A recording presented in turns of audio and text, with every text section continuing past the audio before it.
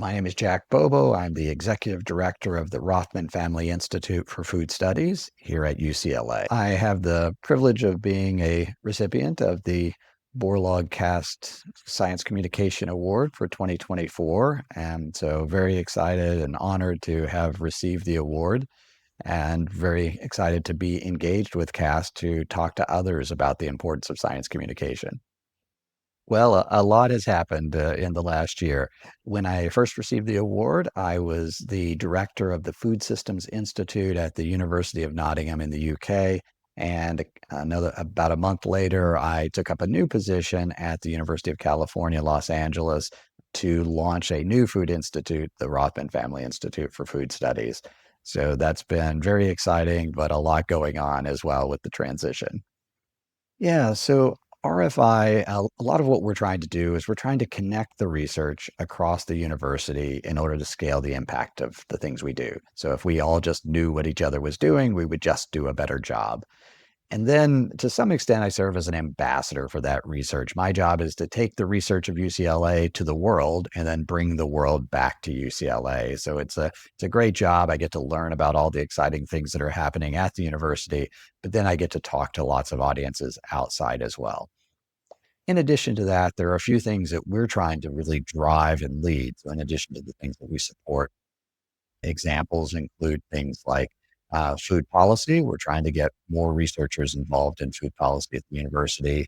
We're doing work on things like alternative proteins in terms of both scientific research, policy and regulation, consumer insights, and reviews and things like that. But the thing that I'm actually most excited about is a new initiative that we call Nudge the Planet. And it's all about the science and psychology of science communication. So I think this is really core to what you guys are doing as well. And so what we're looking at is how can we shift conversations so that they actually bring people together to solve problems instead of the language we're using actually leading to further polarization of society. And so we're working with advocacy groups and activist groups to shift the nature of dialogue. And we're developing new tools and frameworks and guides that give them playbooks for how to do this. I've been talking about better science communication for years, but it seems to really to have begun to resonate in the last 4 or 5 months. So before I would talk about it and people would say, yes, that's very important. It's just not what we do. And now people are saying, that's really important. Can you work with us? And so that's been exciting. And so I can give you some concrete examples of that. Some of the listeners may be familiar with the Eat Lancet report. And so it was a report that came out in 2019 that talked about a planetary health diet. It was done in collaboration with the Eat Foundation and the Lancet Medical Journal in the UK. It's one of the 10 most cited reports in the history of the Lancet.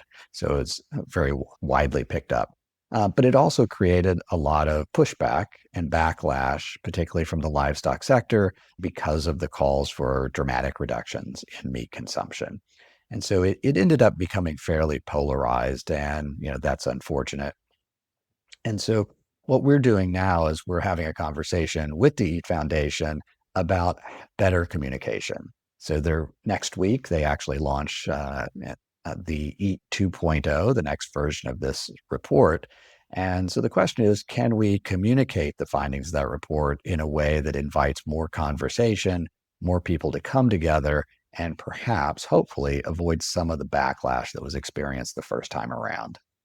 Yeah. So, I mean, in some ways, those are three very different questions. And so maybe I'll start, with the first, which is, how do you build and grow an audience? And there's certainly opportunities for those who want to be on TikTok and Instagram and LinkedIn and X or Twitter. I think I'm going to focus mostly, though, on LinkedIn because it really is relevant to every single scientist, not just those who want to be science communicators. And what I find is that there are a lot of scientists, a lot of people that they begin to think about things like LinkedIn as they get closer to graduation. And I think it's really important that people realize that you want to build your network before you need it. And so really, as somebody is a freshman at the university, they should establish their LinkedIn profile. And then every single person they meet for the next 4 years or 8 years, if they go on to get their graduate degree, becomes part of their network.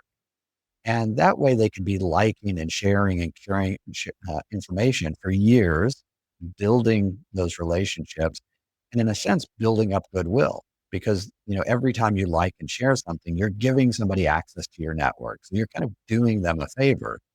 And you do that for a long time. And then at the point when you're ready to find a job or build your personal brand or start being more of a science communicator, you have hundreds or not, perhaps thousands of people who are there to help you because you have been there to help them. And so people often think of things like LinkedIn as a job search platform, but it's really a way of helping others and then allowing others to help us when we need it. And so building that, is really important. And when it gets to that job search time, though, the very first thing that most hiring people will do is to check out somebody's LinkedIn profile. And so I think it's also helpful to think of it not as the job you want, or not as what you do, but as what you want. So LinkedIn is about, the job you want, not the job you have. And so projecting the future self in a sense. And so I think it's just an important platform, and it's the one that you can then leverage into, again, Instagram, TikTok, other things can build off of that.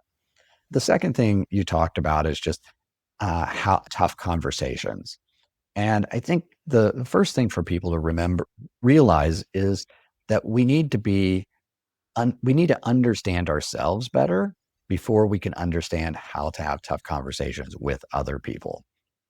And an example I give is something like confirmation bias. So when we're having a tough conversation with someone else, we're probably recognizing that they're biased in certain ways. And that's part of what makes it difficult because we're trying to convince them of the thing that we care about or that we think that they're getting wrong.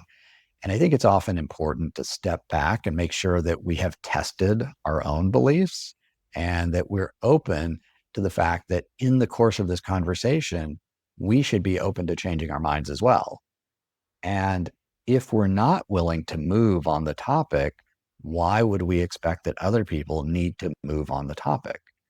And so just always questioning ourselves, it's like, am I open minded? Could this other person change my mind on this topic? And sometimes that's just really tough because we're like, we know we're right and we know they're wrong. And so and yet when you approach a conversation in that way, there's no opportunity to learn.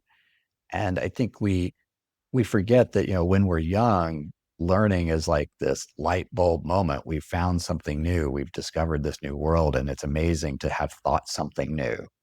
And at a certain point, we stop being excited by learning something new, and we get excited when we convince other people to change their minds. And I think, that's a missed opportunity. We need to approach every conversation as an opportunity both to learn and to share. And I think that will lead to better conversations. The other thing I would talk about, though, is more of a frameworks for having conversations. And so that's one of the things that we're working on at UCLA is we're trying to develop better frameworks for risk communication. And that many people working in science are familiar with risk communication, and who the speaker is matters and how you approach it matters and the psychology of the question matters. But I think in some ways, risk communication is fundamentally flawed. And it's flawed in this sense that, let's say gene editing. And so somebody wants to explain gene editing to the public. We end up having a conversation about gene editing. And so it's 100% of the conversation. And the public doesn't know anything about the topic. So the more we explain to them, the more worried they get because they didn't know anything. And so the first rule of holes is when you're in one, stop digging. But risk communication is about putting somebody in a hole, trying to dig them out of the hole. And if it's wildly successful, they end up where they started. And it's never wildly successful. And so we're approaching this, we have this new framework that we call the contextual framework for risk communication. And it asked the question, is it possible to leave people inspired by your science as opposed to mildly concerned?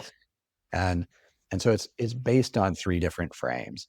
The first is the historical frame, that if people, or a context, if people understood the history of a topic, they'd think about it differently. And so let's use preservatives as an example. 100 years ago, our food would kill us, and that's why preservatives came about. And so if people understood the history of food safety, they would think about preservatives differently. And we think of brands as a mark of quality, but brands arose as a promise not to kill the consumer. And as food became safer, it stopped being a ceiling to aspire to and a floor that was expected. And once it became a floor, then it became a mark of quality. It was no longer just a mark of safety. And so that historical context is really important. The second is, what is the thing the audience cares about? It could be climate change, food security, food safety. And so that's the thing you want to talk about. And then your thing, gene editing, becomes a tiny piece of their thing. And so it becomes less salient, less critical. And so people just don't care about it as much, which is good because then they don't worry about it as much. And then the third is the future context. What's the world we're trying to create that the consumer or the public wants? And so if you talk to people about the problems they care about and the future they want, well, hopefully then they ask, yes, but how do we get there? Well, let me tell you about gene editing. In other words, it's a narrative that brings them into the conversation where they're searching for solutions. And that's the moment where you introduce the science, when you've given them a mindset of exploration and openness. And that's what we often fail to do. The normal way of explaining science is to talk about problems and solutions. And you can convince people of problems and make them worried. But if they don't trust you, they don't believe your solutions. And so again, they walk away from the conversation just mildly concerned. And that's where historical context is so critically important. Historical context is what proves that change is possible. And so I'll give you an example, and I used it in one of the programs we did before, which is CO2 emissions in the UK, 5.5 tons per person. You might not know it, but it's a terrible number. It's higher than the global average. It's the sort of thing that makes young people despair for their future. It's also a 150-year low. Immediately, that historical context makes us believe that change is possible. It doesn't make us less worried about the emissions. It makes us feel like we can actually take action and do something about it. And that's what historical context can do. If we were to talk about agriculture, CO2 or childhood mortality, the lowest point in all of human history. If we were farming with 1960s technology, we would need an additional billion hectares of land. And so that's really protected a quarter of all the forest on the planet through agricultural innovation. And so helping people to understand the historical context before you try to inundate them with solutions gets them excited about the fact that we can actually achieve big things. And so there's more I could talk about, sort of the nature of language, stop asking people to sacrifice for the future, encourage them to embrace the future, help them to understand that things are not bad and getting worse, but good and getting better, but not fast enough. That's an invitation to work better, faster. And so there are all sorts of language we can use, which goes back to the original point I was making, that shift how people think about problems and think about collaboration. Well, according to the World Economic Forum, misinformation is the number one threat to society, and polarization is the number four threat to society. And frankly, I think polarization is what's driving misinformation. But polarization is also what makes every single problem we have more difficult. The challenges we face, they're big, they're complex, and they're global, and they can only be solved through collaboration. And yet collaboration has never been more difficult. And so that's the value of this communication. It either brings people together to solve problems, or it makes solutions vastly more complicated. And that's why it's not just about sharing information, but it's sharing an information in a way that excites and engages people. And I'll give you an example of that. Last year, I was working with a researcher at the University of Nottingham who was working on regenerative soils. And he was giving a presentation to regenerative farmers. And later he told me that his talk was not particularly well received, and he was just shocked. He just couldn't get it because these were the people that he was trying to help. And when I asked him, how did you talk about it? He said, well, I was talking about moving from intensive farming systems to these regenerative farming systems. And I said, so you were telling them to stop being bad farmers, and you, an academic, were going to tell them how to be good farmers. And we can imagine the body language. They cross their arms, they sit back in the chair, and they just shut down and they don't engage for the rest of the conversation, which is what he had described.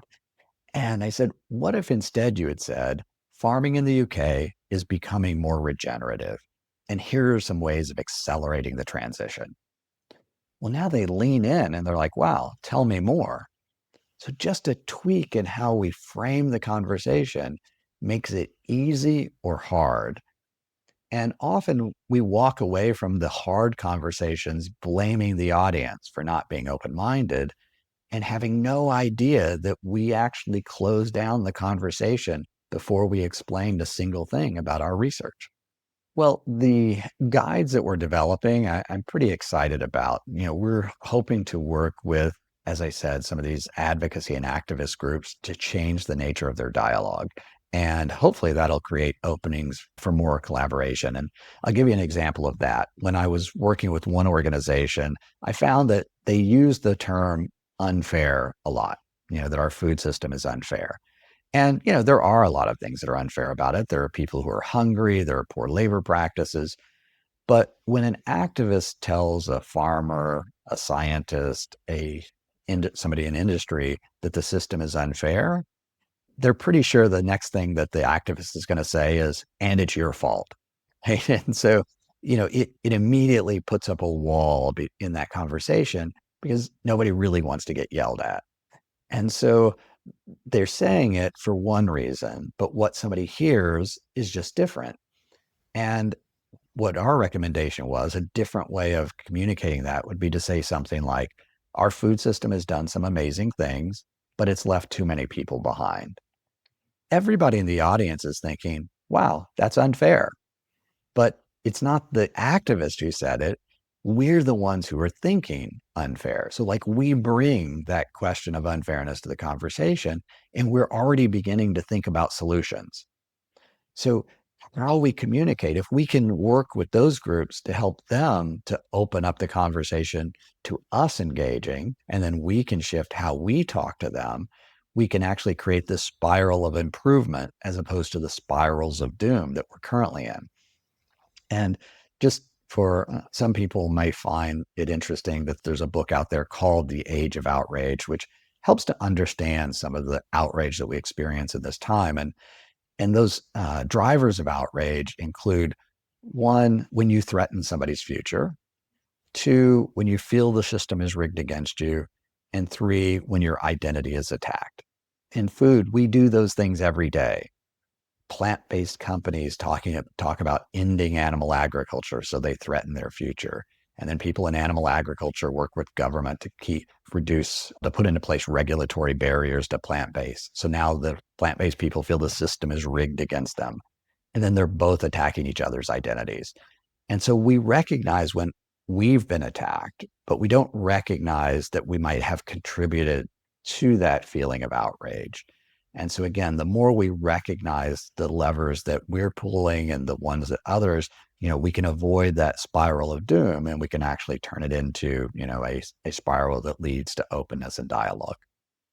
Yeah, it's just to reiterate the point I made earlier that being open to changing our own minds and open to how we may be creating some of the challenges is really critical. That it's not enough to change people's minds. We have to be open to having our own minds changed. And that openness, people will feel it, they will get it, and it'll make them more likely to trust you. And if you don't have trust, you can't accomplish any of our goals.